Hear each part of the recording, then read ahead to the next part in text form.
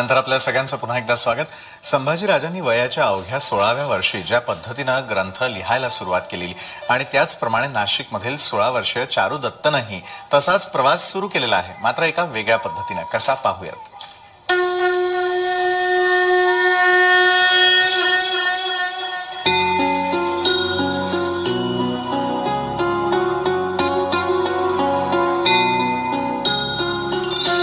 एक घर जिथे अभंग राहतात, एक घर जिथे वेद सर्वत्र दिसतात, एक घर जिथे ज्ञानोबा तुकोबांच्या ओव्या राहतात, एक घर जिथे अभंगांच्या भिंती आहेत, एक घर जिथे ओव्यांचं छत आहे।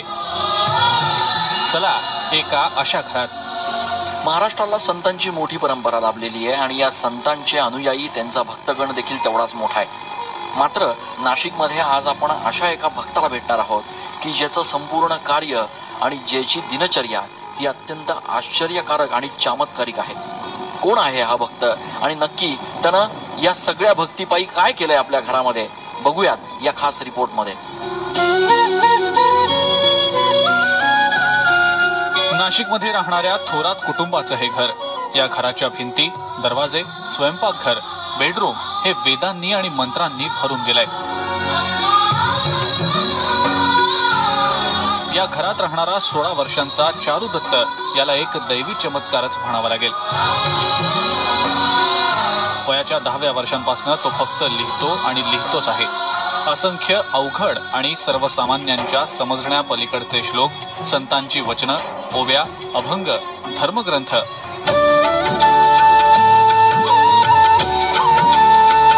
चारू दत्तच्या घरात पाऊल ठेवल्यानंतर घरातला एकही कोपरा, एकही जागा अशी नाही ज्या ठिकाणी त्यानं हे लिखाण केलेलं नाही।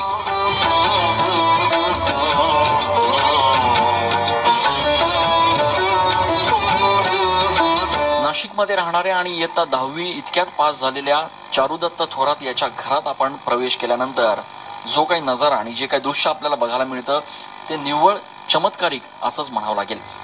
चारुदत्त खरं तर 10वी आता पास झालेला आहे आणि त्यांनी 11वी मध्ये प्रवेश घेतलेला आहे। मात्र त्यांचं संपूर्ण घर हे जणू एखाद्या वेदाचं भांडारच झालंय, असं परिस्थिती आणि असं चित्र या घरामध्ये आल्यानंतर बघायला मिळतं। घरांच्या भिंतीवर, पंख्यावर, घड्याळावर, स्वयंपाकघरातल्या ओट्यावर, भांड्यांवर, कपाटावर, खिडक्यांवर जिथे जिथे म्हणून जागा दिसेल तिथे 16 वर्षांच्या या चारू दत्तनं मोठ्या साधू महंतांना देखील जमणार नाही असे ज्ञानेश्वरीतले पाठ लिहून ठेवले आहेत। लहानपणापासूनच चारू दत्त हुशार आणि इतरांपेक्षा वेगळा आहे। मित्र होते, मात्र त्याचं मन हे वेगळीकडेच होतं। त्याला लहानपणापासूनच अभंग, कीर्तन, देवासंतांच्या गोष्टी ऐकायला आवडत असत। मात्र जसा चारुदत्त मोठा होत होता तसा त्याच्यातला प्रगल्भतेचा अनुभव घरच्या लोकांना येत गेला। ज्या वयात मुलं कॉलेजच्या कट्ट्यावर बसून मजा करत असतात त्याच वयात चारुदत्त वेगवेगळ्या विषयांवरचे धर्मग्रंथ लिहितो आहे।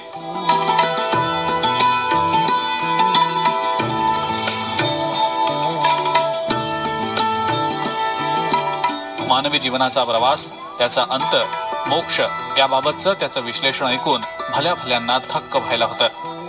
एवढ्या लहान वयात त्याला हे अगाध ज्ञान कसं प्राप्त झालं याचं कोडं न सुटणार असल्याचं त्याचे आई वडील देखील सांगतात।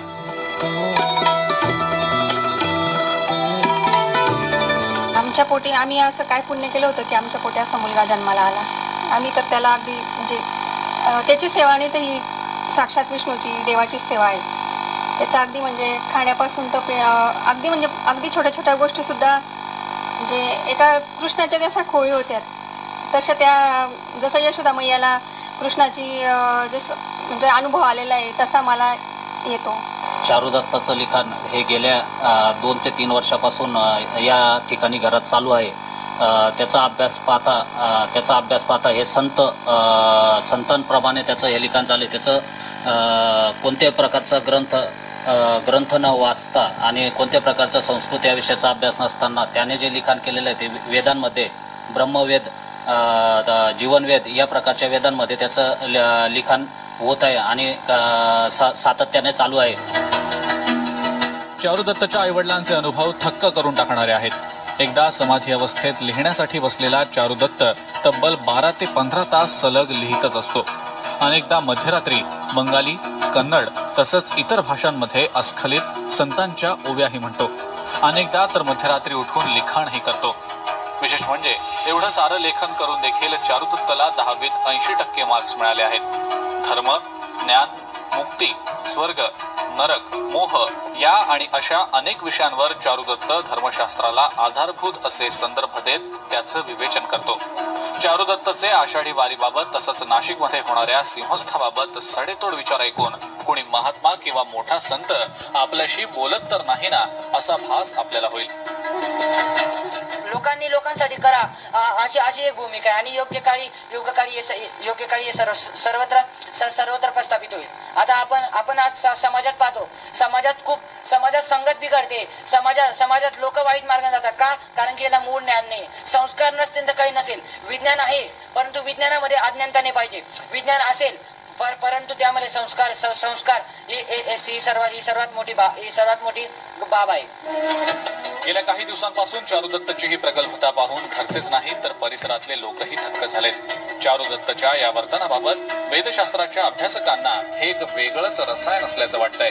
नाशिकचे प्रसिद्ध वेदाभ्यासक आणि धर्माला शास्त्राची जोड देण्यात ख्याती असलेले विश्वासराव साक्रीकर यांनी या सगळ्याचं विश्लेषण केलंय. हे जो तो मुलगा लिहितो आहे हे मनाने लिहित नाहीये, हा कॉन्शियस कॉस्मिकने लिहितो आहे. कारण तो जे अभंग लिहितो, जे काय त्याला सुचतं, ब्रह्मांडाच्या विविध यंत्र लिहितो, आकृत्या काढतो, हे सगळंच्या सगळं कॉस्मिक कॉन्शियसशी संबंधित असलेली गोष्ट आहे. आणि कॉस्मिक कॉन्शियस जो आहे हा प्रकाशाच्या वेगाने कुठेही जाऊ शकतो असं आपण म्हणू शकू.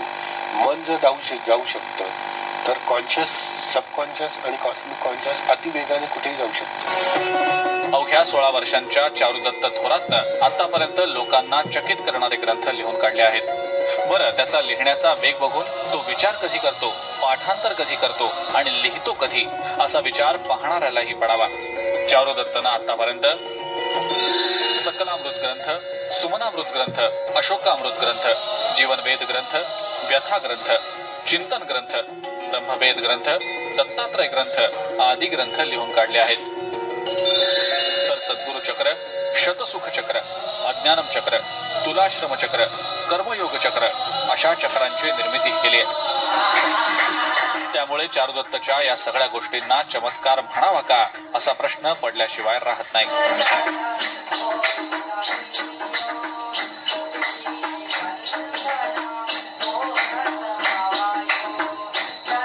ज्ञानदेवे रचिला पाया तुका झालासी कळस अशी जरी ओवी असली तरी नाशिकच्या चारुदत्तनं मात्र आता याही पुढचा प्रवास जो आहे तो त्याच्या लिखाणाच्या माध्यमातून सुरू केलाय. चारुदत्ताचं संपूर्ण घर म्हणजे ज्ञानाचं एक मोठं भंडार झालंय. या क्षेत्रातल्या तज्ज्ञांनी आता या सगळ्या गोष्टींचा नीट अभ्यास करून समाजाला याच्यामधनं काय बोध देता येईल त्याबाबत प्रयत्न करण्याची गरज आहे. नाशिकहून कॅमेरा पर्सन आकाश येवलेसह मी चंदन पूजाधिकारी, TV9. तर आमचा स्पेशल रिपोर्ट पाहिल्यानंतर आपल्याही लक्षात आलेलं असेल की चारू आकाशा एवढा हा या आम्ही कार्यक्रमाला नाव देण्यामागचं खरं कारण काय, त्याच्याशी देखील बातचीत करणार आहोत. त्याचबरोबर मुकुंद जे आपल्या बरोबर देखील बातचीत करणार आहोत एका छोट्याशा ब्रेक नंतर.